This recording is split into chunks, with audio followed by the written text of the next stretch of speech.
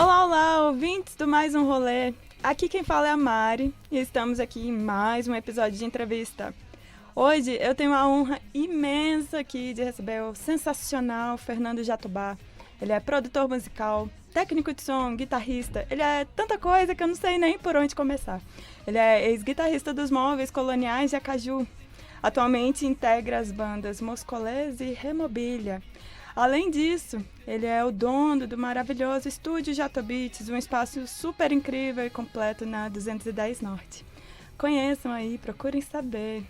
Ufa, isso é só para dar um panoraminha, sabe? E aí, Fernando Jatobá, como é que vai você? Olá, Mari, boa noite, tudo bom? Primeiro, agradecer o convite. Se precisar de outras vezes para participar, para falar sobre qualquer um desses assuntos, só me chamar, adoro falar. Ai, que honra. Eu agradeço demais você topar participar também, um tempinho aí pra conversar comigo. Para começar aqui o nosso episódio, eu queria que você se apresentasse também, só que com as suas palavras. Como que você explicaria para alguém quem é o Fernando Jatobá? Meu nome é Fernando Jatobá.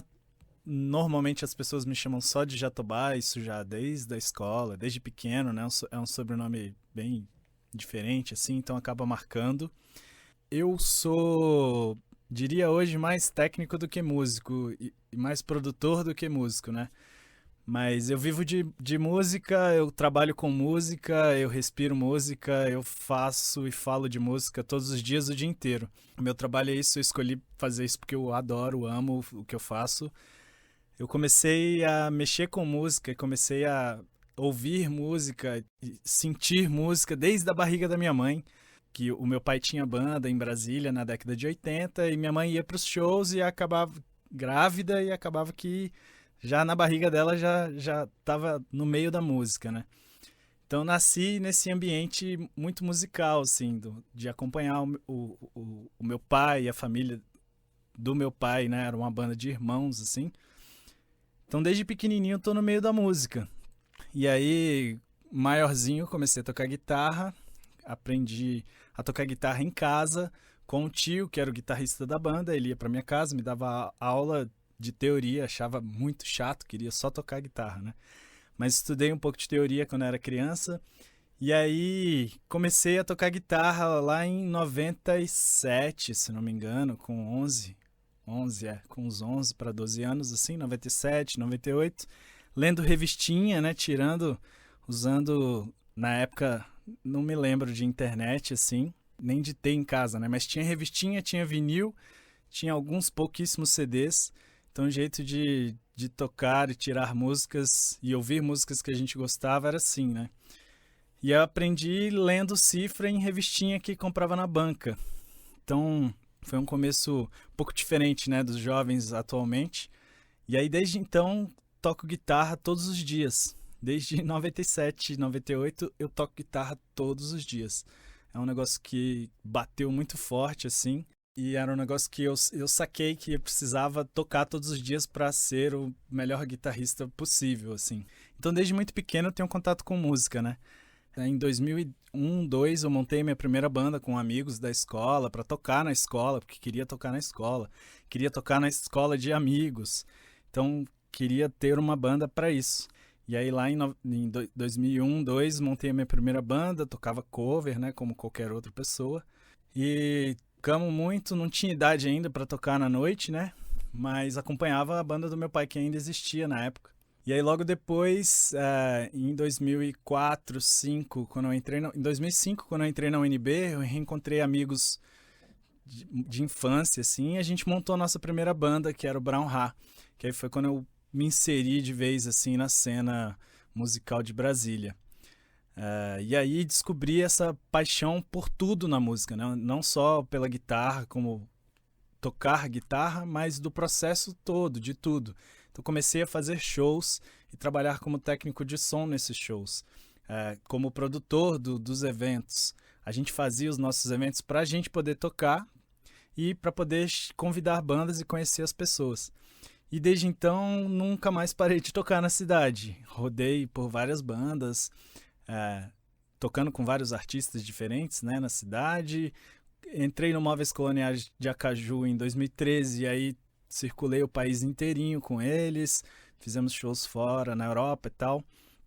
E aí, no meio desse processo todo, eu comecei a mexer com gravação, porque eu nunca estava satisfeito, assim, com as gravações que eu fazia, as primeiras, assim, não gostava, né? E ficava, não é possível que... Não deve ser um negócio tão impossível de chegar num resultado legal, assim. Então, aí comecei a me aventurar, baixei o que dava para baixar na época, gravava com um microfonezinho de webcam, era um cachorrinho, assim, me lembro dele. E posicionava perto da boca para cantar, depois perto do amplificador para gravar guitarra. E aí foi outra paixão assim que eu descobri, que é trabalhar com gravação. E aí depois, quando o Móveis estava para finalizar, assim, a gente parou a banda em 2016, né? Um pouco antes disso eu comecei a me aventurar com gravações e tô aí até hoje. Então, hoje me considero mais um técnico e produtor do que um músico, assim. Mas tudo é música, né? Então, pra mim, se tem música no meio, tá legal, vamos nessa, que topo tudo e é isso. Acho que é isso, né? Uma apresentação gigante, mas acho que é isso. Ai, que legal. Você consegue descrever, por favor, pra gente aqui, em quais projetos atualmente você está envolvido, onde você está trabalhando ou contribuindo, as suas bandas, seus projetos, eventos, festivais? Fica à vontade para dizer tudo. Tudo vai demorar. Os atuais dá pra gente falar, mas tudo que eu já fiz, assim, até inclusive tava montando portfólio esses dias e currículo para projetos FAC e outros editais, né? E aí deu um negócio absurdo, assim, 100 páginas, porque tinha que comprovar com foto, com notícia e tal. Foram, de fato, muitas coisas. O meu filho esses dias me perguntou, papai, quantas cidades você já tocou? E aí eu fui, das que eu lembrei, assim, deu mais de 100. Então é um negócio meio doido, assim, de ficar lembrando exatamente, né? Mas as atuais, a minha primeira banda mesmo, eu não lembro o nome direito. Era um nome em inglês, meio esquisito, era adolescente, né? E aí logo depois eu montei o Brown Ha, em 2005, e a gente ficou em atividade até 2016, se eu não me engano. E foi uma banda com amigos e que a gente circulou muito no país inteiro por festivais pequenos, médios, grandes. Já peguei balsa com essa banda para tocar em cidades pequenininhas no norte. Já viajamos muito de carro, de ônibus, acho que trem não, avião, caronas, dormindo no chão, dormindo em garagens, dormindo em sofás. Aventuras, aquelas coisas que a gente vê em filme, assim, já participei de bastante coisa desse tipo. O Brown Ha foi uma escola muito grande, muito legal, foi um momento que eu conheci muita gente, porque a gente fazia uns eventos aqui na cidade, trazia bandas de fora pra cá, né, o pessoal dormia, alguns na minha casa, outros na casa do vocalista, a gente ia dividindo assim, fazia esses eventos pra gente poder tocar, pra trazer bandas de fora, pra fazer esse intercâmbio, né, ó, eu vou te trazer, depois você me leva pra sua cidade e tal. Então foi aí que tudo começou, assim, essa grande aventura musical, né? E o Brown Ha foi uma banda que fiquei por muito tempo só exclusivo, assim, né? Ainda estava estudando, estava na UNB, já tinha decidido que eu não ia trabalhar com o curso que eu me formei. Eu sou formado em engenharia mecânica, nunca trabalhei na área, mas eu terminei o curso, porque tinha que terminar, já estava no final, né? Então, beleza, vamos terminar. Mas aí o Brown Ha foi uma banda que eu fiquei por muitos anos meio que exclusivo, assim, tocando só com esses amigos, músicas autorais. A gente gravou, foram 2 EPs e um álbum cheio. E esse álbum, que foi o último, eu gravei, compus as músicas, editei, mixei. Foi o primeiro álbum que eu fiz tudo sozinho, assim, foi um laboratório, né? Os meus cobaias, foram os meus cobaias. E aí, um pouco antes do Brown Ha finalizar as atividades, assim, eu toquei com The Neves, que era uma banda daqui também, bem legal. Tive bandas covers de Strokes e Franz Ferdinand e Arctic Monkeys e coisas que eu escutava na época, assim. Toquei com o Dilo de Araújo, que é um guitarrista fenomenal daqui de Brasília. Por um tempo toquei com ele. E aí, logo depois eu comecei a trabalhar como técnico do Móveis Coloniais de Acaju. Eles me convidaram para ser hold e diretor de palco em 2011 para 2012. E aí em 2012 fiquei o ano inteiro viajando como técnico, me convidaram para cuidar do estúdio deles e ser o técnico do estúdio. Então gravava os ensaios, cuidava de todo o equipamento, fazia tudo direitinho, cuidava da logística das viagens. E aí fiquei muito amigo do ex-guitarrista, né, que foi o guitarrista antes de mim, do BC, e aprendi muita coisa com ele. E eu já conhecia o show, já conhecia as músicas, já sabia tocar. Até que ele me perguntou, tô saindo da banda, você quer tocar no meu lugar, tal, você já conhece tudo, todo mundo se dá bem com você, eu sei que você toca guitarra bem, tá afim? Quero. Aí entrei na banda, no Móveis, no final de 2012 para 2013, fiquei até o final da banda em 2016.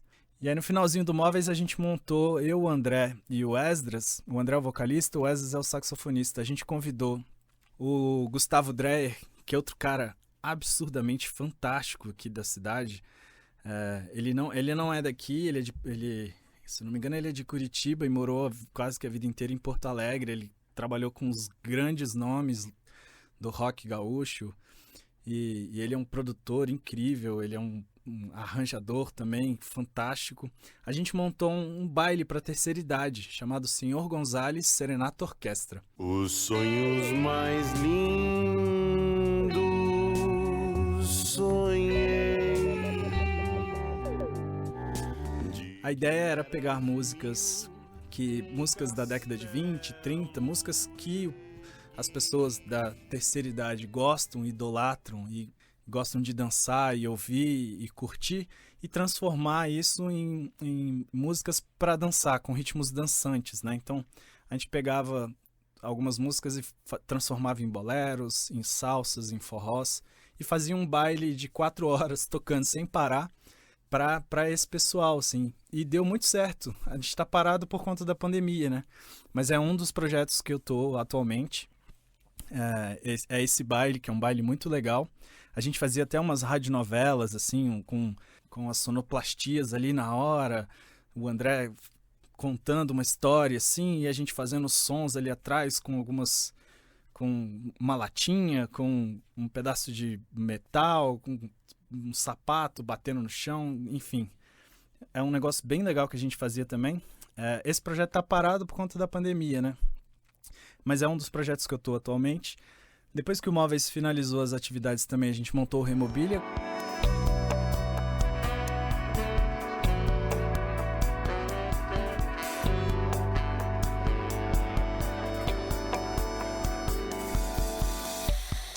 Foi como fogo. Como você falou, que sou eu, o André, o Esdras, o Beto, que também era do Móveis, e o Dreyer, que toca também no Senhor Gonzalez. A gente juntou, a ideia inicial era juntar todos os projetos, o Senhor Gonzalez, o show solo do Beto, o show solo do Esdras, juntar isso tudo e tentar vender isso pra gente circular, pra gente agregar aos públicos, né, juntar tudo. Acabou que a gente começou a compor e o resultado foi muito legal, assim. Então, e é uma banda que surgiu ali pré-pandemia, né? Então a gente acabou que não fez nenhum show, mas estamos compondo, lançamos um EP no ano passado, ao longo do ano a gente foi lançando singles e lançamos um EP no final do ano passado, e agora a gente está num processo de gravação de disco, para quando finalizar a pandemia, chegar com tudo, né? Chegar já com o disco pronto e vamos circular e vamos fazer o maior número de shows possíveis. É um outro projeto que eu tô atualmente. Tem o Ops.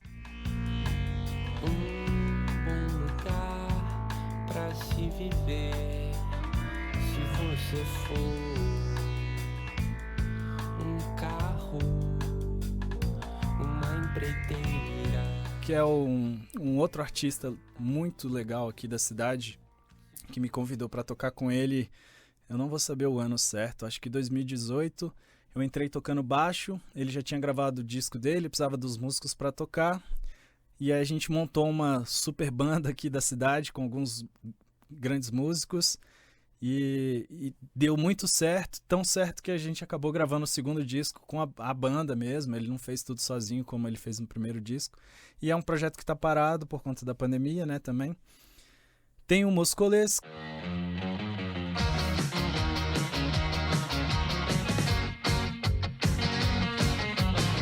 aqui são algumas músicas minhas e do João Henrique, que é o outro guitarrista, que músicas que não cabiam no Brown Ha. O João Henrique tocava comigo no Brown Ha também. Não cabiam essas músicas, um negócio mais dançante, um rock para dançar, essa é a proposta inicial, né? E também um projeto que surgiu pré-pandemia, a gente acabou não conseguindo fazer nenhum show, mas gravamos um EP, lançamos esse EP. No primeiro show foi o dia que declararam, fecha tudo, então a gente acabou não fazendo nenhum show, mas estamos também em processo de composição e gravação do primeiro disco oficial assim, da banda, né?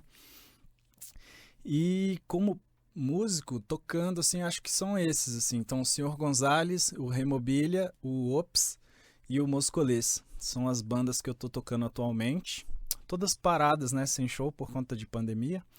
E o estúdio. O estúdio é um negócio que eu comecei sem um lugar fixo, né? Então, eu ia pra casa de amigos, ia pra casa do artista e montava do jeito que dava, com cobertor, com colchão, com travesseiro.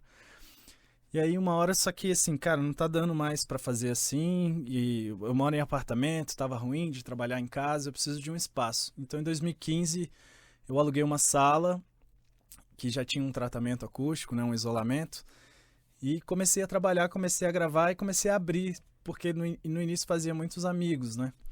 Comecei a abrir para clientes em geral, assim, e aí de lá pra cá gravei muitos artistas da cidade, de vários estilos. Trabalhei já também com som direto em minissérie uma vez, com dublagens no estúdio, com locução. Então tudo que envolve áudio, né? E aí descobri essa nova paixão que é gravar. Então eu tô meio dividido agora entre banda e estúdio, né? Durante a pandemia, os shows todos parados, o estúdio, eu tô mais focado no estúdio. Até porque depois de um tempo a gente cansa, assim, né? De ficar viajando, carregando equipamento, dormindo mal, comendo mal. É muito legal, é muito gostoso, mas é cansativo pra caramba. E agora, e com filho, família, e aí eu tô querendo ficar mais quieto dentro do estúdio, no ar-condicionado, que é um negócio mais bacana, assim. Então são essas 4 bandas e o estúdio, que é o principal hoje, né? Uau! O estúdio carro-chefe durante a pandemia. Bom, Jatobá, eu pedi para algumas pessoas mandarem perguntas para você, né? Caso alguém quisesse saber alguma coisa muito. E aí, a galera do Cardume, você conhece bem, eles perguntaram as suas inspirações para a vida. Vamos tentar começar por essa? O que que te move? O que que te faz fazer o que você faz, do jeito que você faz? O que que te faz amar coisas? O que que são essas coisas que você ama? Nossa, que pergunta filosófica. Eu tô me sentindo agora no podcast do Gato Preto que eu escutei esses dias. Que foi um papo bem filosófico, legal, né? Assim, inclusive, a gente gravou a música deles, né? Esse final de semana. Foi um processo bem legal, assim. Foi um pessoal muito gente boa também, não conhecia. Que era, né, uma das propostas, não conhecer ninguém. Tô até pensando em fazer mais um, assim. Chamar mais uma banda que eu não conheço pra gravar aqui. Que massa. O que que me move, difícil, né? O que eu mais gosto na música, eu sou apaixonado por música de modo geral, né?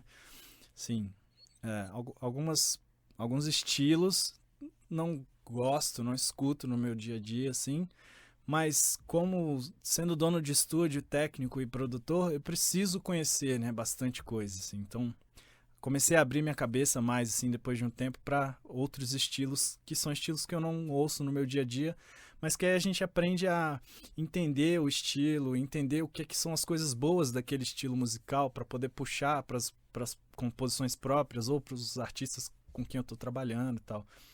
De modo geral, isso, eu sou um grande apaixonado por música e um apaixonado por coisas analógicas, por botões. Então, no meu estúdio, quanto mais analógico eu conseguir, melhor. Eu não tenho gravador de rolo, uso computador, mas mesa de som analógica, compressores analógicos, eu estou indo atrás de máquinas de efeito analógico, então sou apaixonado por esse negócio, porque eu cresci e vendo isso, né, em casa, assim. Meu pai tem uma coleção gigante de vinil, e ele só escuta vinil até hoje, raramente bota um CD.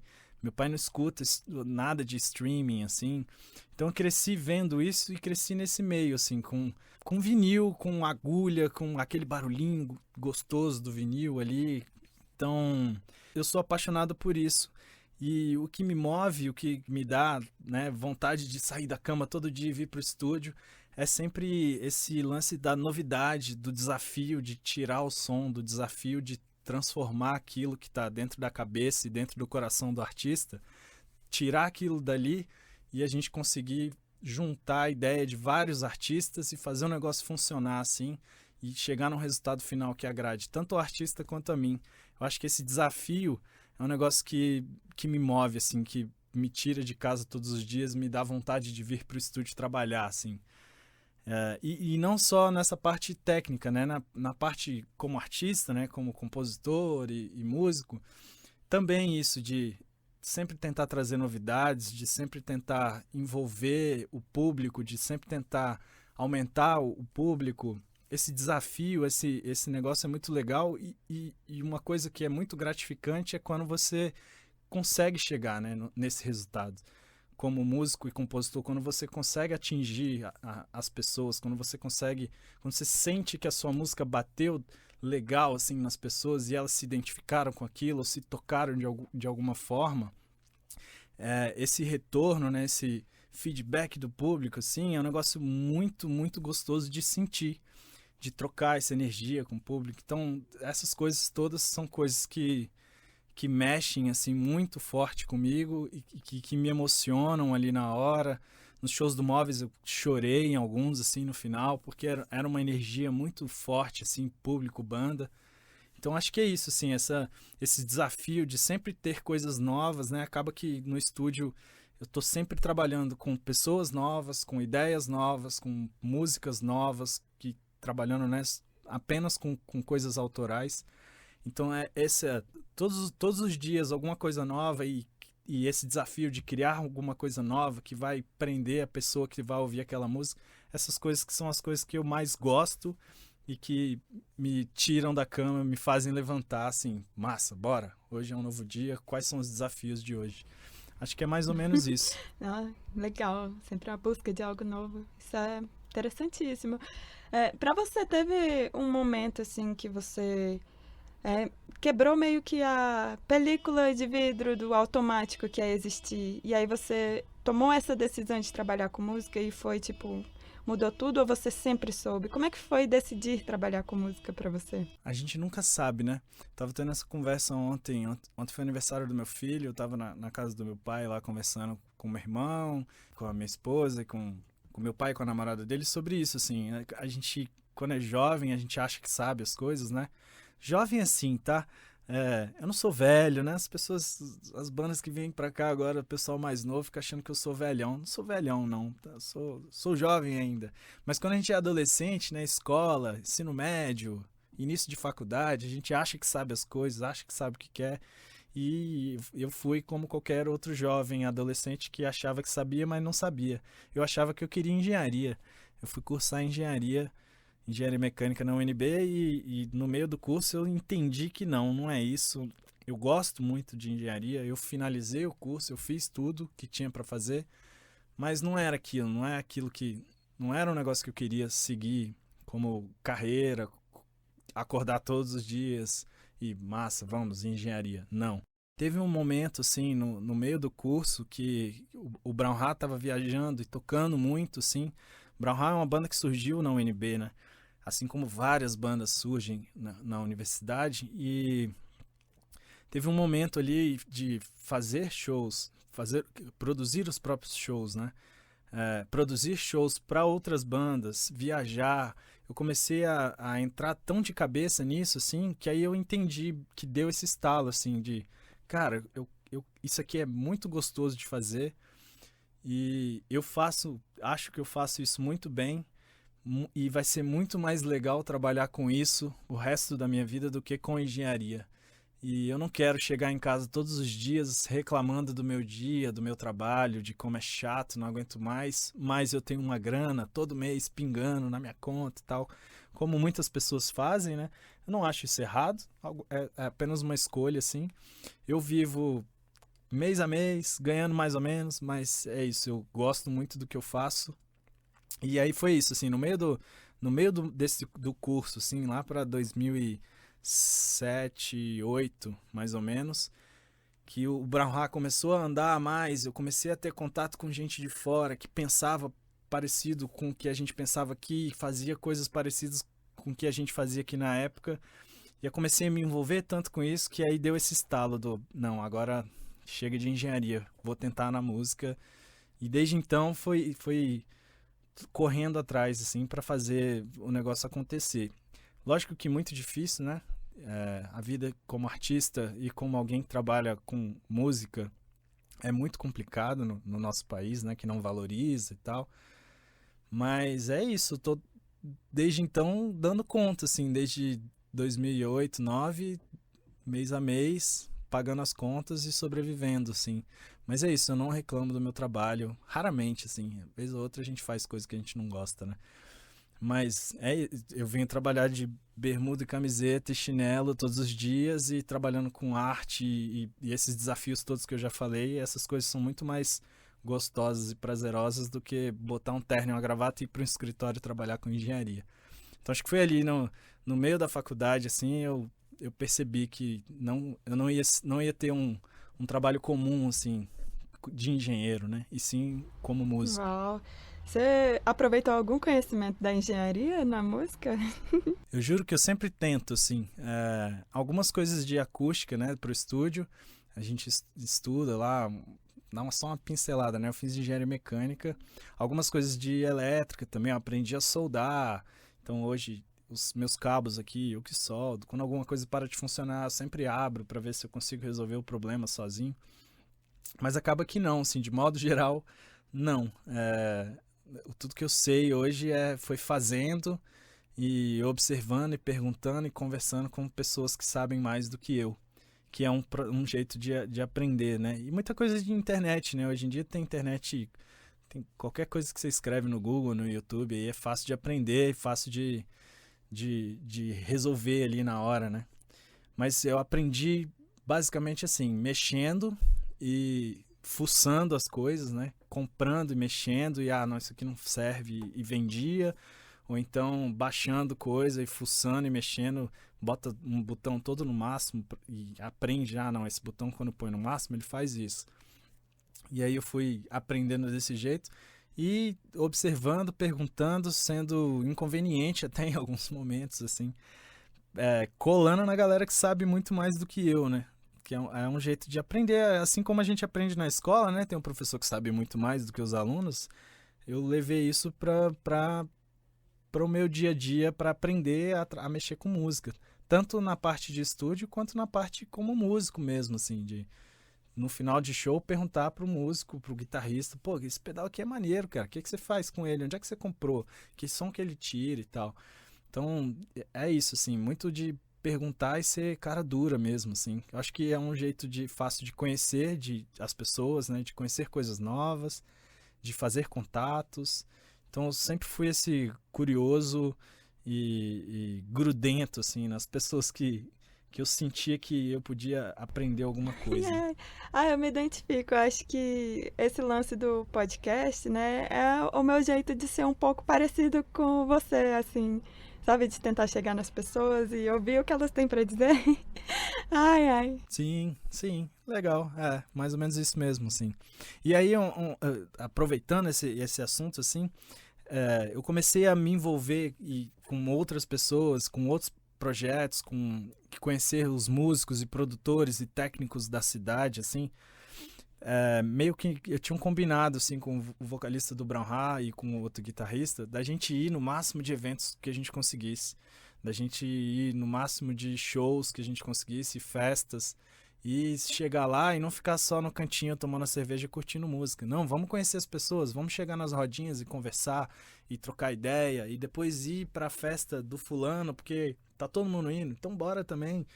E sair com um disco no bolso para entregar para as pessoas e tal. Então a gente fez muito isso durante muito tempo, assim.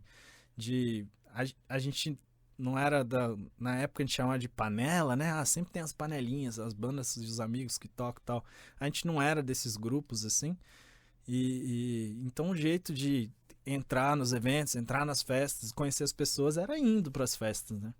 Então a gente acabou fazendo muito isso, assim, de ir e ser cara de pau mesmo, e conversar, e pagar cerveja, e ficar até 6, 7, 8 horas da manhã conversando, pegando contato, propondo para fazer coisa junto, durante muito tempo, assim, principalmente antes de ter filho, né? Depois de ter filho a gente sossega um pouco, mas até meados ali de 2010, 11, eu fazia muito isso, assim. Sinto saudades, inclusive, né, de fazer isso, porque agora a gente não pode sair desse tanto. Mas foi um negócio que a gente fez muito, assim, e é uma coisa que eu costumo contar para as bandas aqui que vêm gravar e trabalhar comigo, né? Galera, vocês têm que... Não, óbvio que agora não, mas quando voltar a fazer show, tem que ir nos shows dos outros. Vocês têm que prestigiar os outros artistas, né? Vocês têm que ser amigos dos outros artistas, né? É uma categoria que tem que se unir para fazer as coisas funcionarem e tal. Então, essa experiência que eu tive, eu tento passar para frente, assim, para ver se a cena continua se né, movimentando, crescendo e se renovando. Porque bandas vêm e vão, né, o tempo inteiro, assim. As bandas da época que eu comecei a tocar, assim, basicamente não existem mais, né? Então, cadê essa nova safra? E aí, eu como vivi um negócio que eu acho que foi incrível, eu quero que essas novas bandas vivam coisas iguais ou muito parecidas né, dessas experiências que eu tive, assim. Entendi. Nossa, você adiantou um assunto que eu ia trazer um pouco mais pra frente. Eu vou engatar aqui.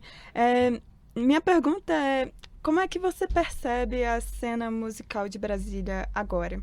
Quais são as suas impressões sobre o que está acontecendo por aqui atualmente? Atualmente é difícil, né? Porque estamos sem shows, estamos com os artistas muito online. E eu te confesso que eu não aguento mais assistir lives e ficar acompanhando os artistas remotamente, né? Mas o pouco que eu acompanho e o pouco que atualmente, né? O pouco que eu acompanho e o pouco que eu sei do que tá rolando, assim, eu vejo as pessoas com cada vez menos vontade de ter banda e mais vontade de fazer coisas sozinho, assim. Então, essa nova leva de artistas, assim, eu vejo muito as pessoas trabalhando sozinhas em casa e procuram um produtor e vão produzir aqui. Muita coisa eletrônica, né? Muito trap, rap. Então, assim, tô vendo cada vez menos banda, né? Quando eu era menininho, assim, novinho, tinha esse sonho de ter uma banda, quero ter uma banda e tal. E a gente via muita banda na cidade, tinha uma cena muito forte ali na década de 90. Então a gente queria participar e fazer, né, tá no meio disso e tal. Eu não vejo isso mais acontecendo hoje, principalmente, né, porque estamos parados. Mas até pré-pandemia, assim, eu tava vendo poucos artistas, poucas bandas, né, surgindo, bandas novas, né. A gente vê os artistas que estão tentando já há um bom tempo, assim, estão na luta, na briga. Mas banda nova, aquela banda da escola, assim, dos amigos da escola se juntarem para tocar no recreio, eu quase não vejo isso mais acontecendo. Óbvio que eu não tô na escola, né, pra saber de fato se essas coisas estão acontecendo ou não. Mas era um negócio que era muito forte, assim, na época que eu tava na escola, né. E eu tenho primos mais novos, filhos de amigo, filhos de amigos do meu pai, que são mais velhos, assim, estão na escola ainda. E eu converso, assim, às vezes com as pessoas e eles dizem que não tem mais isso, assim. Então acho que tá um negócio meio que as pessoas estão se isolando, não só pela pandemia, né? Mas aí é um lance de ciclo, assim, teve muita coisa acontecendo em 90, aí deu uma esfriadinha e aí volta. Então é isso, são ciclos, né? Acho que agora a gente tá num ciclo baixo. E torcer para quando voltar a pandemia, é um negócio acabar a pandemia, né? A gente voltar da pandemia, para um negócio dar uma subida de novo, assim, né? E eu tô tentando incentivar ao máximo que eu consigo, né? Tanto de passando as experiências que eu já tive para as pessoas, né? Conversando e trocando ideia, e contando histórias e fazendo essas promoções. Galera, vamos gravar, chega aí, não deixa o negócio morrer. Cadê as bandas? Eu tô priorizando trabalhar com bandas mais do que com artistas solo, assim, para ver se eu consigo contribuir de alguma maneira, né? Pois eu quero muito falar sobre isso, né? Em março de 2021, você promoveu aí no Instagram uma seleção e presenteou 3 artistas do DF com a gravação e tratamento completo de um single. E, pois é, eu tive esse privilégio de ser contemplada junto com os Caracóis, o Cardume e o Gato Preto. E a gente ganhou, teve a chance de conhecer o estúdio Jatobits. Eu quero que você conte para mim aqui, por favor, a história do estúdio, como é que foi abrir e se tornar um produtor profissional, assim, real, oficial. Da onde que veio essa vontade de ter o seu espaço mesmo e como é que foi chegar na sua cabeça a conclusão de que é agora eu vou ter um estúdio. Comecei a mexer com gravação, né, muitos anos atrás, como eu comentei lá no comecinho, de pegar um microfone de webcam e gravar do jeito que dava. Até então, nem sabia direito como é que as coisas funcionavam e tal. Mas esse lance de eu quero trabalhar com isso e vou procurar comprar equipamento e aprender a mexer nas coisas, surgiu em 2011 para 12, se não me engano. Quando eu comecei a trabalhar no estúdio do Móveis, eles estavam compondo o último disco. Eu não era da banda ainda, não gravei o último disco, não toquei, né? Mas eles estavam compondo esse disco e trabalhando com o Miranda, que o Miranda já faleceu. Ele era um produtor muito sensacional, assim. Uma pessoa incrível e um produtor com umas sacadas e uma bagagem, parecia uma enciclopédia musical, assim. Enciclopédia, né? As pessoas mais jovens sabem o que é uma enciclopédia. Quando eu estudava, a gente tinha que fazer pesquisa na enciclopédia, não existia internet. Mas era isso, assim, era um cara que tinha um conhecimento muito vasto de musical, né? Ele conhecia muita coisa mesmo, assim, era um negócio até assustador. E aí ele trabalhando com móveis, ele vinha pra cá, pra Brasília, né? Ele morava em São Paulo, vinha pra cá, o disco foi gravado aqui. Ao longo da pré-produção, enquanto os caras estavam ensaiando, gravando e testando, como eu era o técnico do estúdio, o trombonista me ensinou a mexer mais ou menos numa plaquinha e como é que mexe na mesa pra gente gravar os ensaios, porque a gente tem que mandar pro Miranda.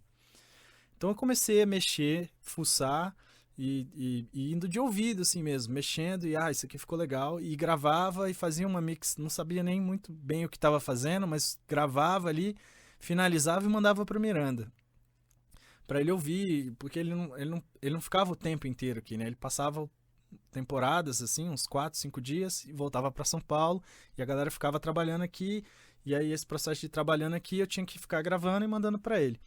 E aí, numa dessas vindas pra cá, ele, pô, você quer o Jatobá? Você tá gravando aí o pessoal? Aí eu falei, eu aprendi aqui, tô começando, tô me virando aqui como eu posso. Eu trabalho mais com show, né, com a viagem ali, com o palco e tal. Ele falou, cara, tá muito bom, tô gostando muito da estética das coisas. E nem era um negócio proposital, assim, eu tava fazendo meio que do jeito que eu achava que tinha que fazer, né? E aí ele me deu esse empurrãozinho assim, pô, tá ficando muito legal, acho que isso é um negócio que você podia ir atrás, tal, de gravar, porque você tem um ouvido bom pra isso e tal. E aí eu fiquei com aquilo na cabeça, pô, será? Que eu entendi na época que gravar era um negócio muito caro, tinha que ter equipamento, tinha que ter espaço e tal, não tinha nada disso, né? E aí chegou o momento de gravar o disco.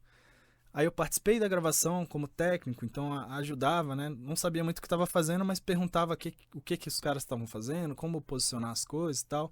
Eu levava os equipamentos para o outro estúdio onde a gente gravou, afinava, deixava tudo prontinho para os caras chegarem. E aí o Dan, que foi o cara que gravou o disco, né? Captou tudo. O Dan é um técnico do Nat Roots há 30 anos, ele gravou, mixou todos os discos do Nat Roots, ele é um cara fenomenal aqui também, e foi um momento muito de aprendizagem ali com ele, assim, de colar nele mesmo e ver o que ele estava fazendo e perguntar por que você fez e tal. Então foi um cara com quem eu aprendi muito, né, essa parte de gravação. O Miranda me deu esse empurrãozinho, o Dan falou, pô, você leva jeito e tal. E aí depois, durante a mixagem, o Henrique, que foi o cara que mixou, o Henrique é um produtor e músico e engenheiro de mixagem absurdo também. O Henrique é um cara com quem eu aprendo até hoje. Eu tô até trabalhando num disco com ele atualmente. produzindo um disco de um artista com ele. Ele é um cara com quem eu aprendi basicamente tudo que eu sei hoje de mixar e masterizar, me dá dicas até hoje, a gente conversa muito até hoje. Ele mora em Los Angeles, ele trabalha num estúdio lá, chama Record Plant. O Henrique ganhou Grammy, trabalhou com o Zayn, com o Justin Bieber, com Bon Jovi, com o will.i.am do Black Eyed Peas, enfim, é esse nível de artista com quem ele tem contato e trabalha lá. E até hoje a gente ficou muito amigo. Ele veio pra cá, pra Brasília, ele já conhecia o pessoal do Móveis e tal, já eram amigos há muito tempo. Ele veio pra cá pra mixar o disco do Móveis. Então, eu basicamente agarrei assim no braço dele e falei, cara, me ensina tudo que você sabe, pelo amor de Deus, que eu acho que eu vou querer trabalhar com isso aí. E foi assim, a gente ficava madrugadas e madrugadas trabalhando nesse disco do Móveis, no estúdio do Móveis. E ele me passando dica, me ensinando a mexer no programa. Ensinava e me passava assim, pô, agora edita essa bateria aqui, acho que você já aprendeu. Aí eu ia fuçando e mexendo. E a gente foi ficando muito amigo nisso tudo. E aí, quando terminou o disco do Móveis, eu perguntei pra ele, pô, você não quer gravar o disco do The Neves? Eu tava tocando no The Neves na época, e ele topou. E aí eu meio que ajudei ele na gravação, assim, e aí ele foi passando as coisas pra eu fazer. Não, agora edita aí o disco, você já aprendeu? Ah, agora afina essa voz aqui que você já aprendeu. E aí eu fui meio que fazendo, junto, assim, com ele, e entendendo, e gostando, e chegando em resultados legais. E aí foi massa, acho que agora achei um negócio que não é tocar, que eu gosto de fazer, e essas pessoas que são pessoas que eu admiro e que são muito boas nisso, estão me dizendo que é um negócio que eu tô fazendo legal. Então massa, então vamos continuar. E aí eu fui fazendo esses trabalhos com amigos, gravando os amigos, gravando do jeito que dava e tal. E aí chegou um momento que eu tava sentindo falta de um espaço. Morava num apartamento, não tinha espaço para trabalhar direito. Trabalhava de fone, com computador, comprei uma plaquinha e tal. Aí pegava uns microfones emprestados, não tinha, aí comprei meu primeiro microfone. E aí o baterista do Brown Hat tinha um estúdio na casa dele, uma salinha, não é nem um estúdio, não é uma salinha legal onde a gente ensaiava e, pô, vamos gravar o disco aqui. Aí eu catei um monte de coisa e comecei a me virar, e ficou muito ruim a gravação de bateria, a gente regravou e, enfim, aprendendo meio sozinho, assim, e botando a mão na massa para fazer o negócio. E aí ficou um resultado legal. Aí uma outra banda me procurou, eu ouvi e gostei, vamos gravar também. E aí um outro cara... E aí as pessoas foram meio que me chamando, assim, porque o resultado tava ficando legal. Aí chegou um momento que eu falei, cara, não dá, não consigo gravar no meu apartamento. Eu não posso ficar dependendo dos outros para ter um espaço, para ter o equipamento para gravar. Aí peguei, comecei a vender, eu tinha um monte de pedal de guitarra, vendi um monte de coisa, fui vendendo as minhas coisas e comprando coisas de estúdio e, pô, preciso de um espaço agora. E aí eu fui atrás de um espaço, aí aluguei essa salinha que é do Esdras, que tocava comigo no Móveis, e lá já era um estúdio antes, uma banda alugava lá e tal. Aí eu comecei nesse espaço em 2015, mas antes era desse jeito, assim, era na casa do amigo. E aí o negócio começou a crescer e aí eu resolvi, cara, não tá na hora de ter um espaço meu, porque eu tô sentindo que esse negócio tá crescendo, então eu preciso ter um espaço. Então era um estúdio muito pequenininho, uma salinha muito pequenininha mesmo, assim. E aí essa sala eu gravei um monte de gente, ensaiava lá e gravava um monte de artista, e até artistas de fora de Brasília. E aí é isso, começou a crescer demais. Aí veio pandemia e não tinha mais como tocar, né? Aí tive uma conversa séria com meu pai, eu preciso de um espaço e tal. A gente fez um combinadão, compramos uma sala e aí montei o estúdio do jeitinho que tava na minha cabeça. Eu montei o estúdio que é o Jatobits hoje, onde vocês vieram, gravaram. É uma sala minha, é um lugar meu e é um espaço aberto para todo mundo que quiser gravar, criar e sentir essa atmosfera de estúdio de gravação, assim. Então aí foi isso, assim, saí do quartinho do banheiro até chegar numa sala minha com um tamanho legal, do jeitinho que eu queria, com quase os equipamentos que eu sempre sonhei em ter, mas aí aos pouquinhos, né? Então, assim, no começo não tinha nada, hoje eu tenho uma sala minha, hoje eu tenho um equipamento legal, tal. Foi assim, foi gradual. E e sempre investindo na hora que eu sacava que cheguei num nível que daqui eu não consigo mais passar, a não ser que eu dê uma investida grande. Então era sempre aos pouquinhos e sempre entendendo, agora é hora de investir, assim, e tal. É meio que ir sentindo o negócio andando e querer continuar crescendo, assim. Muito foda. No @EstúdioJatabits, né, lá no perfil, você costuma responder dúvidas, tirar questionamentos sobre produção musical que eventualmente as pessoas têm, né? Então eu queria que aqui agora fosse um momento, assim, amostra grátis do que acontece por lá no seu @. E aí o meu amigo baterista Gabriel Cavendish perguntou sobre dicas de mixagem. Então, você pode deixar aqui algumas dicas gerais, assim, coisas rápidas, ideias sobre o que fazer neste momento? Algo assim como você costuma responder. O Instagram do estúdio, eu tô cada vez mais nesse mundo, né? Assim, muito relutante em entrar e ficar mostrando as coisas. Eu esqueço, sou péssimo nisso. Esqueço de filmar, esqueço de tirar foto, esqueço de marcar. Ou então, quando eu lembro, aí faço um monte. É um negócio meio desorganizado. Preciso organizar essa parte aí da vida do estúdio.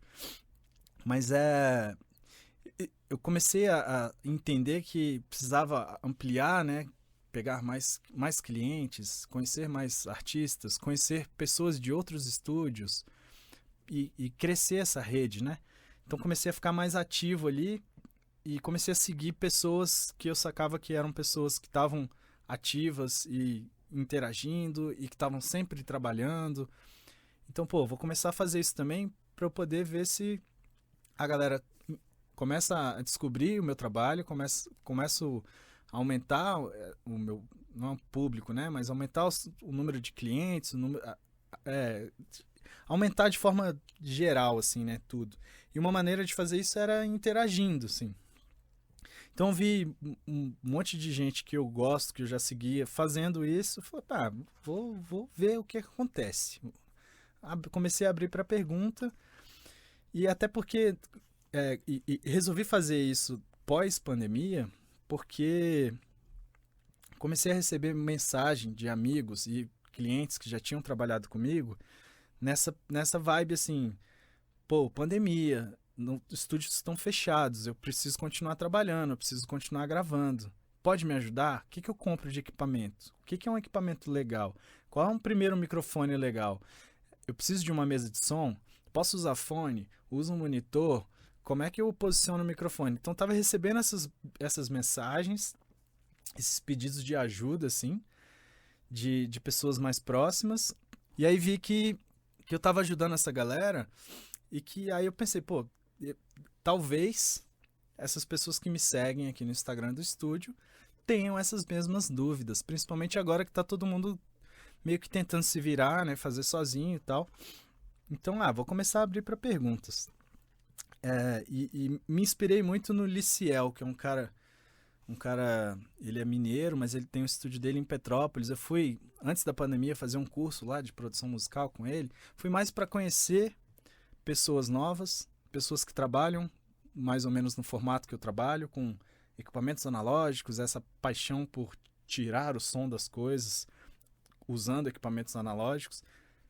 O estúdio dele, ele construiu tudo, a maioria dos equipamentos ele que construiu. Ele construiu o estúdio do zero, do chão, levantou o estúdio todo.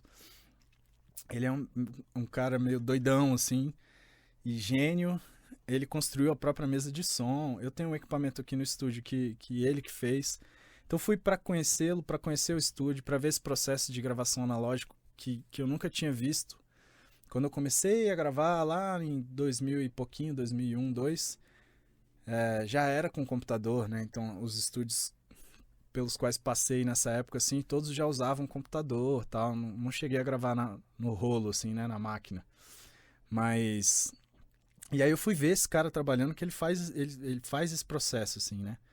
E curiosamente, a maioria dos artistas que eu gosto, assim, artistas que a gente tem como referência, né? Antigos, trabalhavam dessa maneira, né? Então eu queria entender esse processo todo, pegar várias dicas com um cara que trabalha com isso há mais de 30 anos também, e ampliar a minha rede de contatos e tal. Então fui lá, fiz esse curso com ele, e ele faz muito isso, essa interação, esses vídeos explicando coisas, abrindo para pergunta.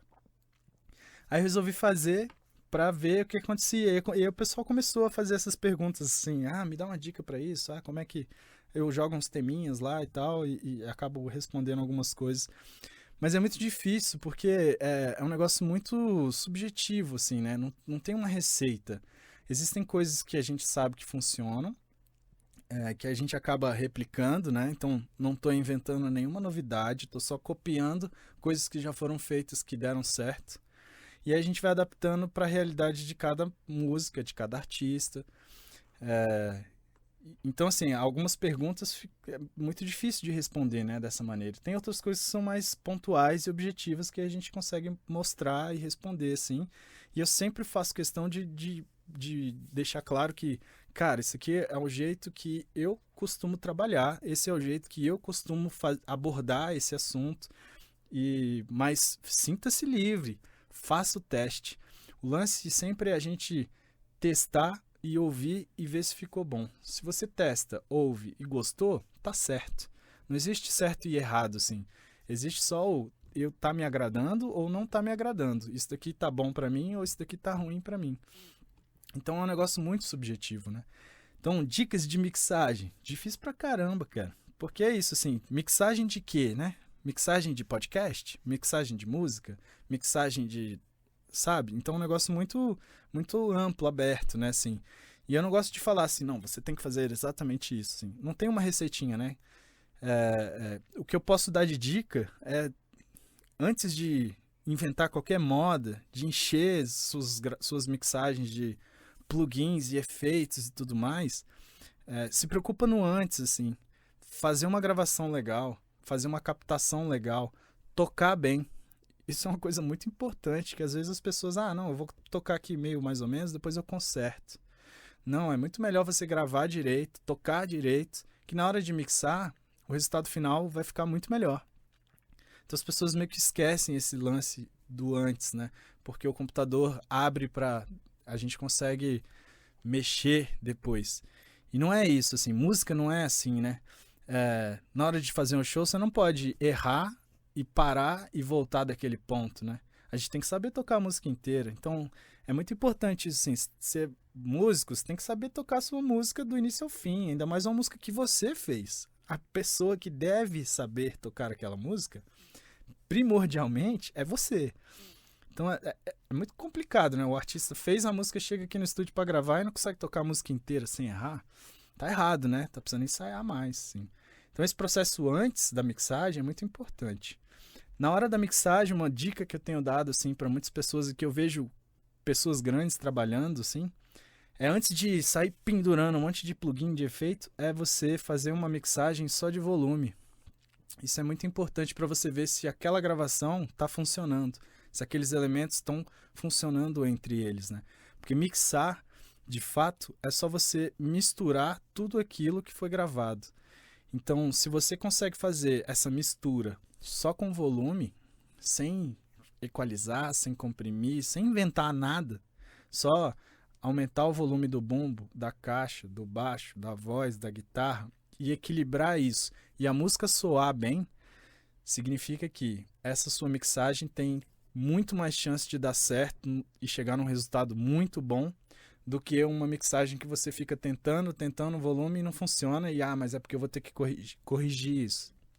No momento que você começa a ter que corrigir coisa demais, significa que a gravação não foi boa e que você vai ter muito trabalho na mixagem para o negócio funcionar. Então, a dica inicial é essa, assim, faz uma mix só de volume e vê se aquilo ali está funcionando. Aí depois você experimenta, acho que agora eu posso botar um pouquinho mais de grave nesse bumbo. O grave do bumbo está embolando com o baixo, vou dar uma limpadinha no grave desse baixo para o bumbo soar melhor. Aí tem essas diquinhas assim, para o negócio todo funcionar. Mas o começo, e é um negócio que eu tenho feito atualmente, é isso, assim. Volume, bota as coisas no lugar, vê se está funcionando. Se estiver funcionando, significa que você fez uma boa gravação e que aquele arranjo está legal, que aquela música está soando bem já, só com equilíbrio de volume. Então essa é uma dica importante para quem tá, principalmente para quem está começando, porque você baixa o programa, instala o máximo de plugins que você consegue baixar pirata e craqueado e tudo mais. Aí você abre o negócio e fica com aquele tanto de coisa que você nunca viu na vida, que é aquele tanto de botão e o que essas coisas todas fazem. As pessoas começam a se perder nesse começo por isso, assim. As possibilidades são enormes, né? Assim, tem milhões de possibilidades. Mas o principal de tudo é tudo que a gente gravou aqui tá funcionando? Esse é o começo de tudo, assim.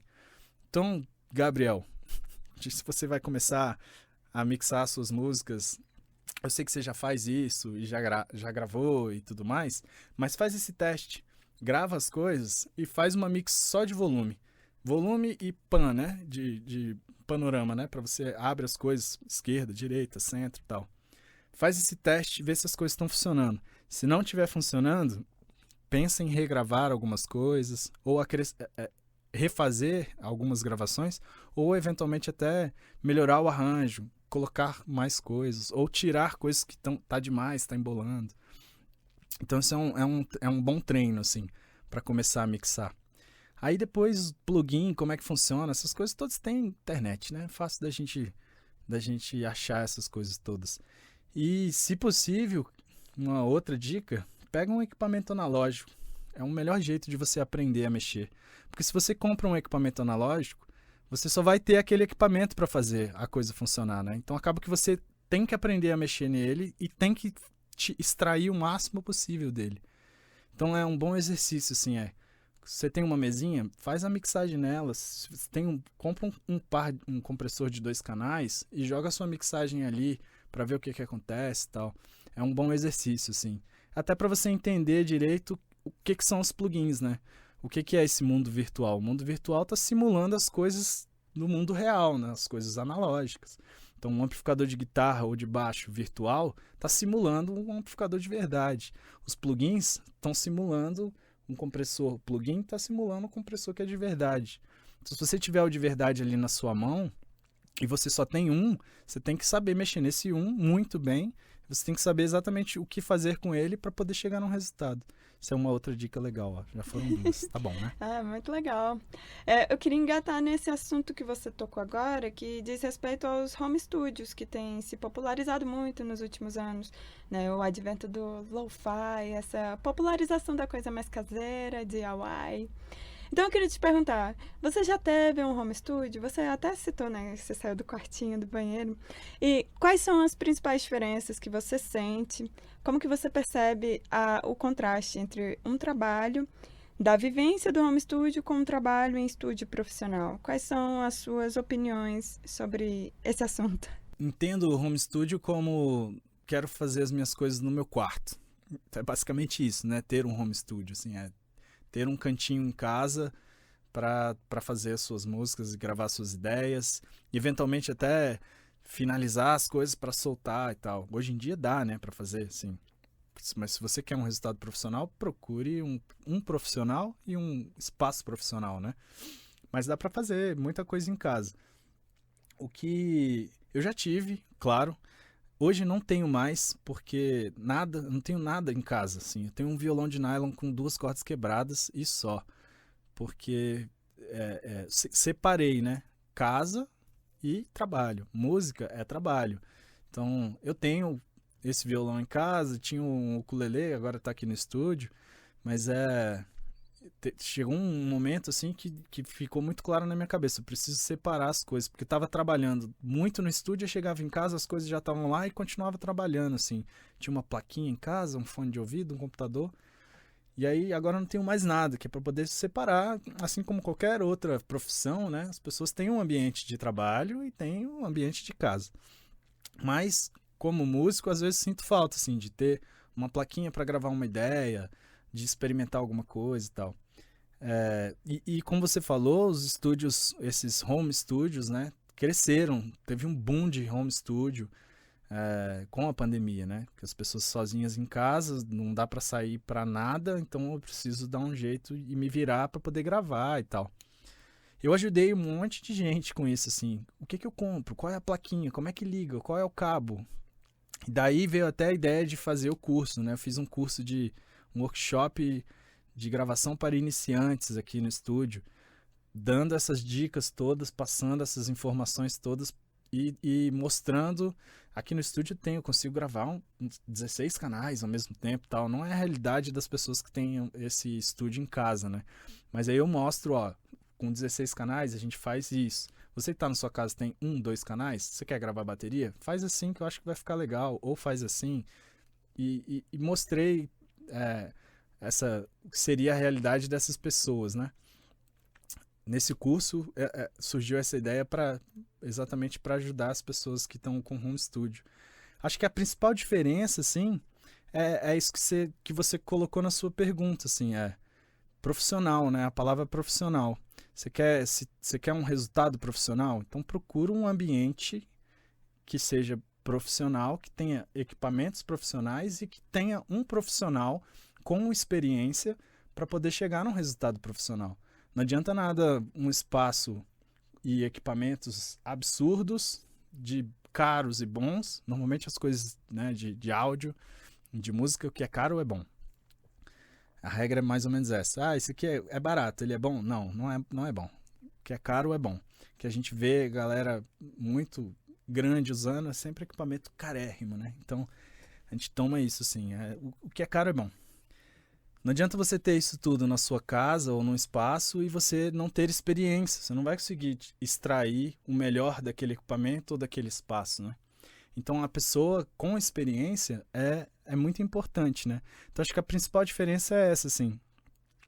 Hoje, se eu for gravar na minha casa com uma placa de 2 canais e um microfone que custou R$500, provavelmente eu vou conseguir tirar um resultado muito legal e talvez superior do que o adolescente que está começando agora e tem o mesmo equipamento que eu tenho, por conta da experiência de já ter feito isso e de ter evoluído, né? De trabalhar com equipamentos melhores, trabalhar em vários tipos de condições de temperatura, pressão e tudo mais, né?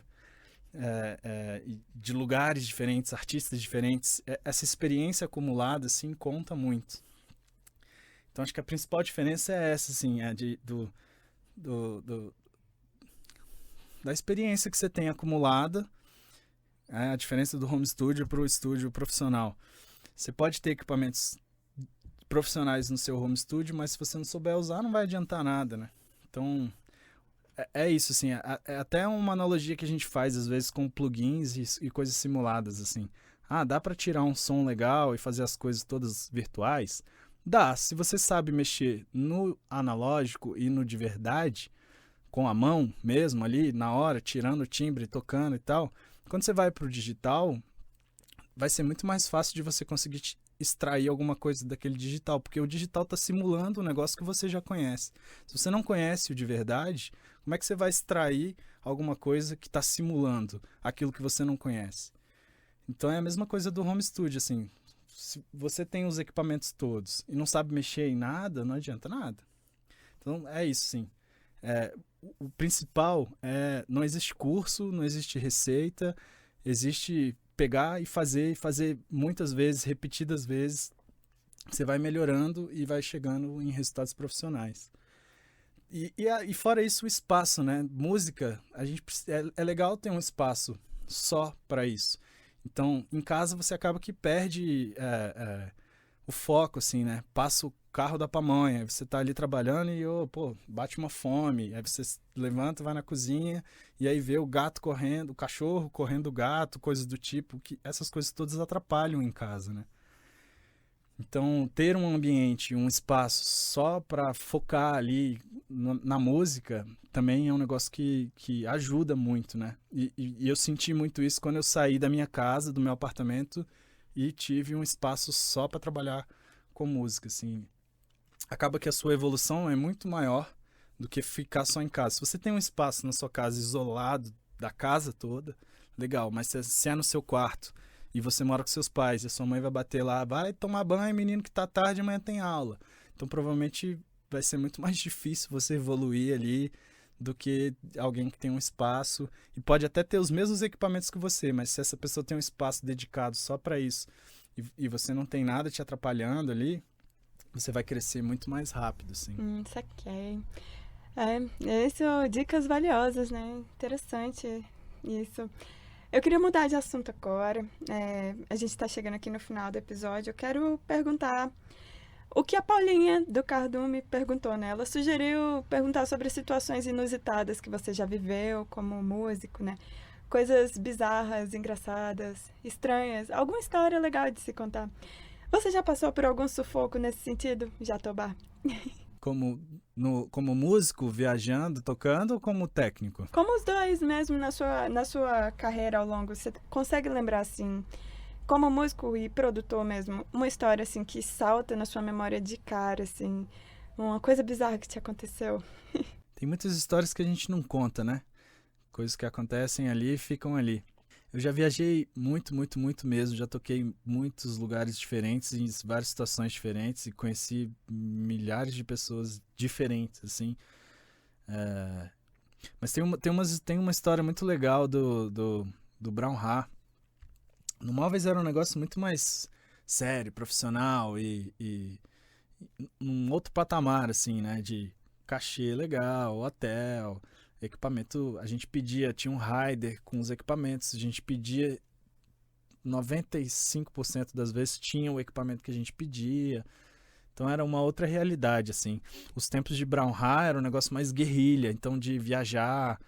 Uma vez a gente fez uma viagem em Brasília até João Pessoa, num escorte, só abria a janela da frente, 5 pessoas, sem ar-condicionado, equipamento atrás até o queixo, assim, e porta-mala lotado e fazendo show, tanto na ida quanto na volta, assim.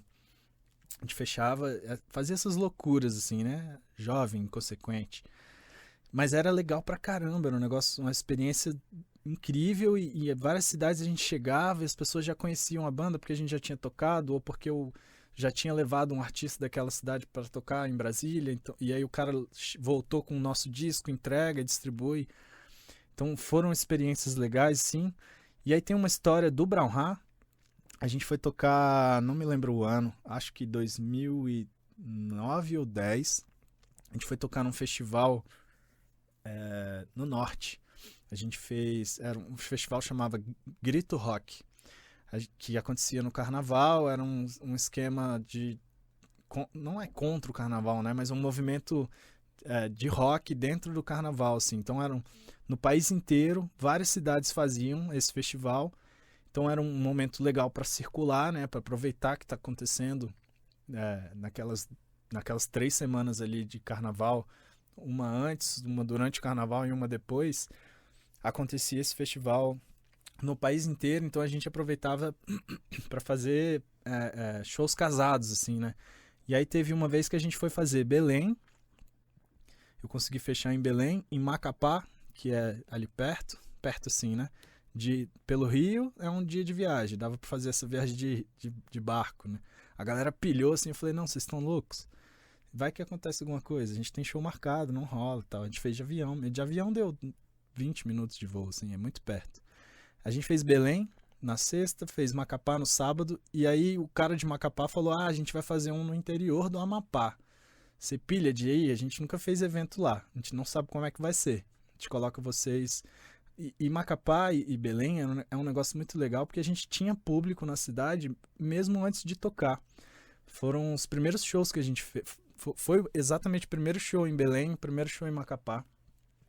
E, para nossa surpresa, tinha muita gente que já sabia cantar as músicas, assim. A gente já tinha lançado o primeiro EP e chegamos lá e as pessoas já sabiam cantar e ficaram eufóricas e a gente se sentiu rockstar total, né, assim. Eram os caras de Brasília. E aí foi um final de semana muito legal por isso, assim. Tanto em Belém quanto em Macapá, a gente era a banda que ia fechar a noite. Era a única banda que não era do norte, em Macapá, se não me engano. Em Belém tinha uma outra banda de Recife, que a gente também ficou muito amigo deles. E era legal por isso também, né? Era um momento de conhecer outros artistas e fazer parcerias e tal. Então, só abrindo um parêntese, assim, porque são muitas histórias, eu vou lembrando de coisas que estão acontecendo agora, inclusive. Essa semana eu comecei a produzir uma música com um amigo lá de Belém. Ele teve uma ideia e falou, quero que você faça as guitarras aí e tal, e o baixo, e aí a gente tá trabalhando junto. E eu conheci ele nessa época, assim, dessas viagens. Então é um contato que está aí até hoje, é um grande artista, chama Andrew Baudelaire. Ele é um grande artista de Belém. E aí a gente tocou em Belém e noitada, farra, foi legal pra caramba. Público, cantando as músicas, se divertindo pra caramba. Foi uma experiência ótima. Não tinha cachê, não tinha nada disso. Mas tinha um lugar pra dormir, a gente pagou pra hospedagem, tinha cerveja à vontade, e loucuras, e ficar até de manhã conversando com as pessoas e fazendo amigos. Basicamente isso, e crescendo o nosso público, né? Mostrando nosso trabalho. A gente fez show de Belém e foi para Macapá. Chegamos em Macapá, a gente também era a banda da noite e já tinha público, as pessoas já sabiam cantar, as bandas locais conheciam o nosso som. Então foi uma experiência incrível. Aí no dia seguinte era essa cidade que eles nunca tinham feito evento e a gente topou essa aventura. Chama Mazagão a cidade. A gente pensou, deve ser perto, né? E a gente foi no carro com a galera do evento, com os produtores e tal, com as outras bandas, ia de carona mesmo. E aí eles falaram, é perto, mas a estrada é ruim, é mão única e tem que pegar 2 balsas. Aí a gente achou incrível, né? Tem que pegar balsa para chegar na cidade, tem que atravessar o rio, só tem um jeito de chegar na cidade, né? Você tem que atravessar o rio. E a gente chegou no primeiro rio, aí para o trânsito e aí vai andando devagarinho, porque entra um carro na balsa, atravessa, a balsa volta. Entra outro carro, atravessa e volta. Então demorou, aí a gente descia do carro e tomava cerveja e encontrava umas barraquinhas rolando uns tecnobrega e uma realidade totalmente diferente da nossa. Então isso foi muito legal, conhecer pessoas que vivem em realidade totalmente mesmo diferente da nossa, assim. E aí acabou que a gente atravessou essas 2 balsas, chegou na cidade e era o mesmo esquema, assim, eram as mesmas bandas que tocaram em Macapá, iam tocar nessa cidade, a gente ia fechar o evento. Era uma cidade que nunca tinha tido coisa do tipo, então era um evento, assim, os jovens todos estavam na pilha. Acabou que a gente chegou na cidade e não podia começar o festival porque era dentro de uma escola, no ginásio, tinha uma igreja na frente, tinha que esperar acabar a missa. Então acabou a missa, começou o festival. Começou o festival, a gente ia fechar o evento, só que aí foi ficando tarde, a galera começou a ir embora, porque era domingo, e acabou que no final não tinha mais ninguém para assistir a gente, e eles não tinham mais alvará depois de meia-noite. A gente começou a tocar meia-noite, então a gente tocou 2 músicas, e acabou tudo. Era numa escola, num ginásio, aí foi isso, a gente tocou 2 músicas. E como era o segundo dia com o pessoal, né, a gente achou tranquilo, tava entre amigos ali já. Só que aí teve esse problema que não tinha mais balsa para voltar, porque a balsa só ficava até 8 da noite, se não me engano. Então a gente teve que ficar na cidade, não tinha hotel. A gente arrumou uma bola, não sei de onde surgiu uma bola, a gente ficou jogando bola nessa quadra, ajudamos a desmontar o palco, liberamos o ginásio, ficamos jogando bola e tomando cerveja. Depois todo mundo dormiu nos banquinhos, assim, no pátio da escola, deu uma cochilada. E voltamos no dia seguinte. Pegamos a balsa às 6 horas da manhã, quando abriu, voltamos para Macapá. E aí, direto para o aeroporto e voltamos para casa. Então, foi uma experiência totalmente inusitada, surreal, diferente. E que eu nunca mais passei por isso, assim. Nunca mais peguei balsa para chegar na cidade, para tocar 2 músicas e voltar para casa. Oh, tadinhos. Ai. Poxa, mas realmente não foi um rolê muito... Mas parece interessante. Acho que é isso, né? Todo músico em algum momento vai tocar pra ninguém. É impossível prever o suficiente pra não quebrar a cara em algum momento, sei lá. Sim, no começo é bem isso mesmo, assim, né? E a gente sabia disso porque era o primeiro show naquela cidade, né? Então é como se estivesse fazendo o primeiro show da banda de todos os tempos. Então a gente encarava assim, a gente ia tocar pela primeira vez numa cidade, é o nosso primeiro show, é como se fosse o primeiro show da banda. Então, e isso dava uma agulhada em todo mundo pra tirar lá de dentro aquela energia para poder fazer o melhor show da vida sempre. E até depois, né? Porque aí depois você chega numa cidade que você não conhece ninguém, mas as pessoas já te conhecem, já conhecem a sua música, e aí é outra energia que rola. Então, era sempre muito legal esse esquema de tocar em cidades que a gente nunca tinha ido. Por isso, e até pelo desafio de conquistar as pessoas ali na hora, né? De conquistar o público e tal. Então, quando a gente saía de lá, todo mundo acabado, de suor e esgotado mesmo, e o público também estava assim, é missão cumprida, deu certo, conseguimos, independente de cachê, a gente nem pedia cachê nessa época, assim, que era mais esse lance de vamos tentar jogar a nossa música para o maior número de pessoas que a gente conseguir. E foi uma época muito muito legal e muito marcante por isso, assim, a gente foram os primeiros shows em várias cidades, assim, aí depois com móveis eu voltei nessas cidades, tocando em melhores condições, sem dormir no banco da escola, dormindo no hotel, bonitinho e tal. Mas esse primeiro contato, essa primeira desbravada, assim, é um negócio muito legal e você fica muito na pilha, assim, porque é isso, é tudo novo, você não conhece ninguém, então é um negócio que eu sempre falo para as bandas que estão começando, se você tem como, cara, vai tocar em outra cidade, vai dar um gás tão grande na sua banda e você vai voltar com muito mais energia para fazer e continuar indo atrás das coisas, vale muito a pena, independente de cachê, né? Claro que a gente tem conta para pagar, né? Hoje em dia não rola mais isso, mas na época não tinha filho, não tinha nada. Vamos nessa, topava qualquer coisa. Nossa, que emocionante. Você falou aí do móveis, eu quero saber como você consegue explicar se tem alguma coisa mais legal. Qual que seria a coisa mais legal em ter participado dos móveis coloniais de Acaju, feito os shows que vocês fizeram, viajado, sabe? Como foi, o quão incrível foi participar de uma banda tão amada e reconhecida e ver suas músicas estourando assim pra galera e tocado pra várias pessoas, tipo, uns números muito grandes. Como que é isso, sabe? Como que você se sente olhando pra essa parte da sua história? Foi legal e também esse esquema muito novo, um negócio muito novo, porque eu já tinha vivido algumas coisas próximas disso, mas sem esse público gigante que o Móveis tem. Até hoje tem, né? Então, e o que mais bateu, assim, é porque quando eu entrei na UNB em 2005, o Móveis estava lançando o primeiro disco e era a banda mais famosa da universidade. Tocava todos os finais de semana, em todas as festas. Os caras, e eram 10 pessoas, então qualquer lugar que você andava na UNB, você via alguém do Móveis. Então, era uma banda que estava crescendo e a gente tinha acabado de entrar na UNB nessa pilha e tudo mais, e a gente gostava muito do show. E, né, a gente, assim, né? Eu entrei na UNB no mesmo ano que os outros dois grandes amigos do Brown Ha, que estão comigo desde o início no Brown Ha. A gente tinha acabado de entrar na UNB e via o Móveis e ficava assim, cara, que show incrível, esses caras vão estourar, esse negócio vai dar certo e tal. E a gente tá aqui nesse começo, vendo tudo começando. Então a gente era muito fã, gostava muito, sabia cantar todas as músicas, tentava tirar as músicas, não conhecia ninguém da banda ainda, o pessoal do Móveis é um pouquinho mais velho do que eu. Então era muito fã da banda. E aí depois eu fiquei um tempo sem ter contato com Móveis, que aí foi um momento que eles começaram a sair mais de Brasília e desbravar o Brasil todo.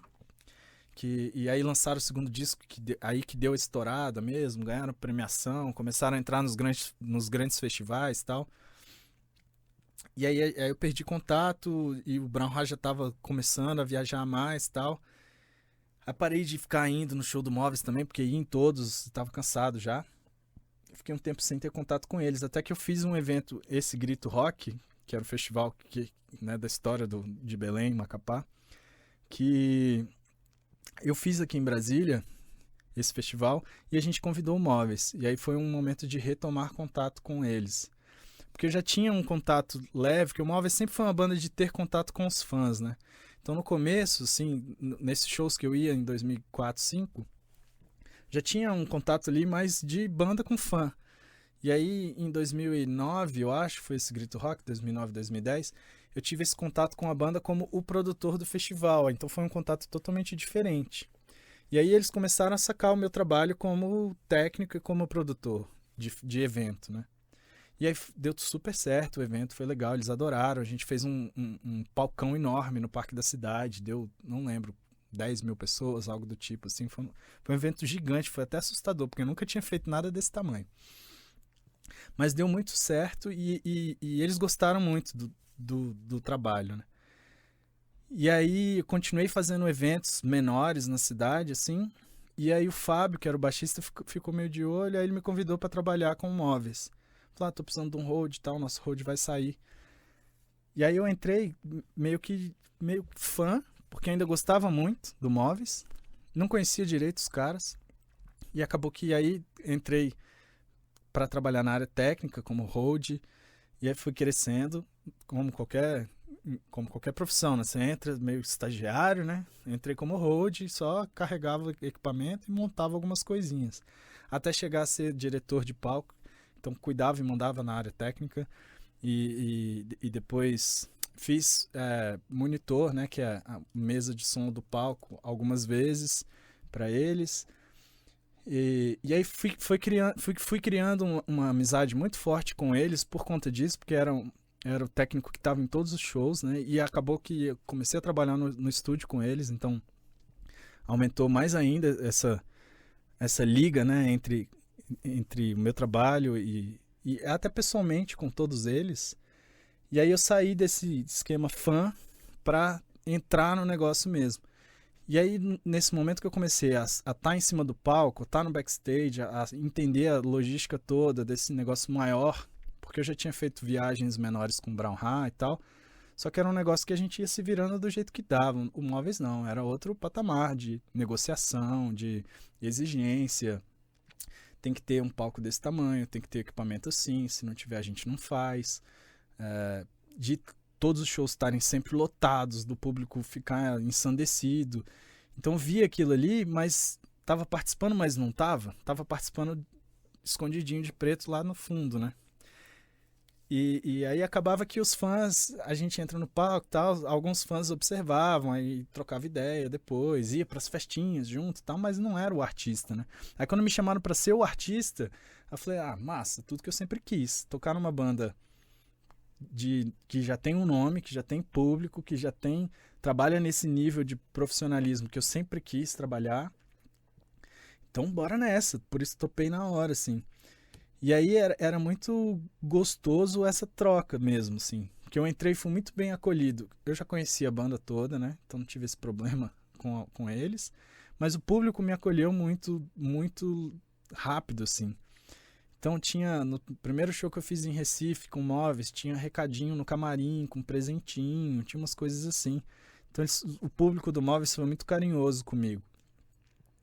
E aí, como não se apaixonar por tudo isso, né? Assim, chegar em várias cidades diferentes e as pessoas já saberem... É um pouco estranho no começo, é uma mistura de legal com um estranhamento, assim.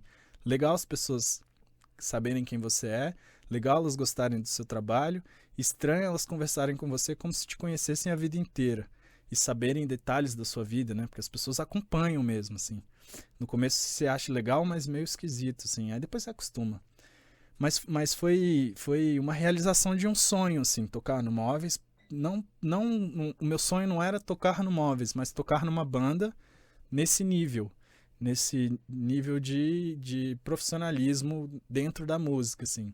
E de passar por situações e eventos e conhecer pessoas e artistas que são artistas gigantes, eventos gigantes, e entender como é que aquilo tudo funciona, qual é o espaço que o móveis tem dentro daquilo tudo.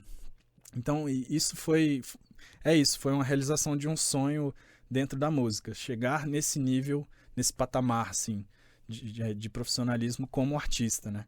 Como técnico eu já estava ali antes disso tudo, né? Uau! Nossa, isso é muito inspirador, sabe? Me deixa assim, é muito bom ouvir isso. A gente está chegando aqui no final do episódio. Eu te agradeço muito por tudo que você falou. E eu queria agora que a gente tivesse esse momento de falar suas redes sociais e todos os arrobas, TikTok, Twitter, canal no YouTube, tudo que você tiver para a gente poder te encontrar online, encontrar os seus trabalhos. Este é o momento de você expor aqui pra gente. E eu vou deixar também na descrição do episódio. Então, você pode, por favor, listar aí os seus arrobas. Eu queria primeiro agradecer. É a primeira vez que eu participo de um podcast. Eu nem sou muito fã de ficar ouvindo podcasts, não, mas eu já escutei vários dos seus podcasts, principalmente os que tem artistas no meio, assim, que eu gosto de sacar, né, a realidade de cada artista, de entender quais são as experiências que cada artista já passou, ou escutar essas histórias, assim. Então, escutei os últimos podcasts e ficava assim, pô, que massa. Será que um dia vai rolar de participar de um negócio assim? Eu falo pra caramba, eu gosto muito de falar, de contar essas histórias.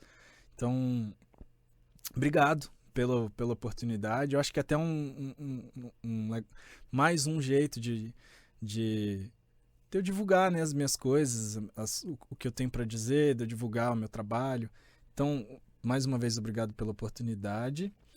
Vou continuar seguindo o podcast e jogando para, se você quiser, sugestões de pessoas também. Ó, esses caras aqui são caras legais para você entrevistar. Posso te ajudar nisso, vai ser um prazer enorme.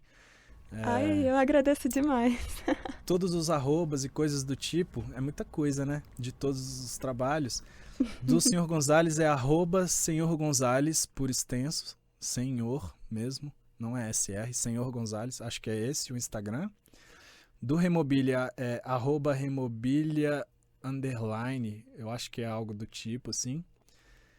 Do Ops, eu não me lembro. Eu acho que é @Ops ou @Rafael Ops. Eu acho que não tem um perfil da banda, né? Tem um perfil do Rafael Ops, que é esse cara que é um DJ extremamente conhecido na cidade, que ele era do Criolina e tem esse trabalho solo. Do Moscolês é @Moscolês. Do estúdio, @Estúdio Jatobits. Beats de beat de batida em inglês, né? BEATS. O meu pessoal é @FJatobá. E lá no meu pessoal tem o link para todos esses que eu tô falando aqui. Posso estar enganado, ter errado algum. Eu não tenho Twitter. Eu acho que eu tenho Twitter, mas eu não uso Twitter. Facebook também quase não uso. Eu estou usando mais o Instagram mesmo. YouTube também sou péssimo. Tem canal, mas eu não lembro o nome. Eu não alimento, então nem gosto de passar assim. É mais Instagram. Hoje em dia estou trabalhando mais com o Instagram, tanto das bandas quanto do estúdio, né? E principalmente do estúdio, que é onde eu divulgo o trabalho tanto meu como técnico, quanto dos artistas que passam por aqui, né? Eu faço questão de sair um clipe, então eu dou uma divulgada lá. Não tenho 1 milhão de seguidores, mas tem umas 1000 pessoas ali, então ajuda, né? De qualquer forma. Então eu gosto de postar lá, ó. Galera, saiu o clipe aqui da música que foi gravada do artista tal, esse áudio aqui a gente que gravou lá no estúdio. Então tô sempre tentando ajudar de alguma maneira, né? Os artistas, e é isso, sempre ampliando a rede de contatos e tal. Eu acho que os arrobas são esses. Eu não sou, como eu falei em algum momento aqui, eu sou muito ruim disso. E é um negócio difícil de fazer, né? Porque eu tenho essas milhões de histórias, já participei de muitos projetos diferentes, mas é sempre um esquema meio fazendo sozinho. Então no estúdio mesmo, eu recebo mensagens sempre de vocês, e aí eu sempre falo, cara, não tem vocês não, sou eu sou o dono, eu enrolo os cabos, eu gravo, eu edito, eu mixo, eu masterizo, eu tiro as fotos, eu marco vocês depois, e eu tô acostumado já a fazer sozinho, né? Não tenho grana para ter funcionários e tudo mais. Aí é difícil pra caramba ter que fazer tudo sozinho, né? O famoso cruzar, correr pra área pra cabecear e fazer o gol. Eu vou deixar os arrobas na descrição e aí todo mundo pode conferir. E todo mundo que tiver interesse em conhecer o Estúdio Jatobits também, conhecer os cursos que o Fernando oferece, conhecer as propostas, as promoções de mixagem, single, tudo que rola por lá, novidades, a galera que está trabalhando. E também conhecer as bandas e os trabalhos autorais dele pela cidade, é só dar uma conferida aí na descrição. Então, muito obrigada, Fernando. Eu queria finalizar aqui com um recado final. Eu quero que você diga pra gente e feche o episódio aqui com uma mensagem que você acha que todo mundo precisa ouvir, algo que você, de repente, sentiu falta de falar no episódio. Quero que você deixe aqui palavras legais para o pessoal, uma coisa que você acredita. É uma fala aberta, livre. Fica à vontade para dizer o que você quiser. É isso, a fala é sua. Acho que já falei pra caramba, né? Nem te perguntei no começo se tinha limite de tempo, mas já deu 1h30, mais ou menos. É isso, você falou que era pra falar muito, eu gosto de falar, e se deixar, eu falo muito mesmo. Se tiver cerveja no meio, então aí vamos até de manhã conversando. Mas eu acho que não é nenhum algo, acho que até falei isso em algum momento, assim, acho que a mensagem principal de tudo, de todas essas histórias, de todas essas coisas que eu já vivi, eu só passei por tudo isso porque tive esse clique em algum momento da vida lá, quando estava na universidade ainda, de, cara, eu vou fazer um negócio que eu gosto de fazer e que eu tô percebendo que as pessoas ao meu redor, e porque é muito, né, a gente sempre acha que faz tudo muito bem, assim. Mas eu sempre gosto de perguntar para as pessoas, de mostrar meu trabalho para pessoas aleatórias, próximas, mas que não tem nada a ver com aquilo que eu tô fazendo, para saber se o meu trabalho está sendo bem feito, né? Então é isso, assim, é um esquema de correr atrás do que você gosta de fazer, de modo geral, em tudo da vida, assim, que aí vai ser prazeroso, se você vai fazer tudo muito bem feito, e pessoas que estão querendo trabalhar com música, se você acha que é isso mesmo, corre atrás, é difícil pra caramba, mas tem espaço para todo mundo, se você for muito bom no que você faz, as coisas vão acontecendo aos pouquinhos, não desistam da música, não desistam de ser artistas, eu acho que a arte e música são coisas naturais do ser humano, de forma geral, todo mundo tem um pouquinho, um quesinho de artista dentro, assim, né? Todo mundo, principalmente quando é criança, né? Todo mundo gosta de fazer uma gracinha, de aparecer, de contar uma piada, de tocar alguma coisa, de batucar em alguma coisa. Então, é natural do ser humano essa pontinha de artista, né? Então, se você quer ser artista mesmo, corre atrás que dá certo, é difícil, mas se você for bom no que você faz, as coisas podem acontecer e vai ser muito prazeroso quando elas acontecerem, assim, né? Quando você conseguir atingir os seus objetivos e alguns sonhos, assim, como eu consegui em alguns momentos da minha carreira como artista, é muito gratificante, é muito gostoso lembrar dessas coisas, assim, né? E aí você tem que ir correr atrás de novos sonhos, de novos objetivos, então é sempre desafiador, né? Se você quer, corre atrás e faça sempre o que você gosta de fazer. Não deixe que só o dinheiro diga, né, o que você tem que fazer, né? As pessoas tomam decisões muito pautadas em grana e não é só isso, né? A gente tem que fazer o que a gente gosta. Acho que a principal mensagem dessa conversa toda, assim, sobre arte é essa, assim.